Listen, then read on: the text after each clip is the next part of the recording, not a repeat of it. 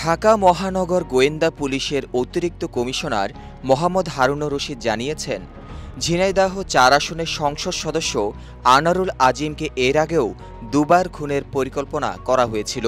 গত জাতীয় নির্বাচনের আগে এবং চলতি বছরের জানুয়ারিতে দেশে এ খুনের পরিকল্পনা করা হয়।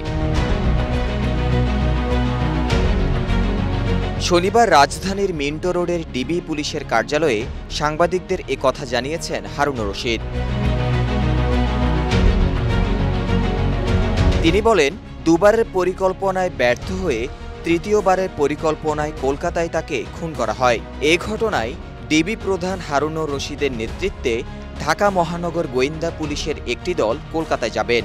সেখানে তারা এ হত্যাকাণ্ড নিয়ে এখন পর্যন্ত পাওয়া তথ্যগুলো যাচাই বাছাই ও অনুসন্ধান করবেন।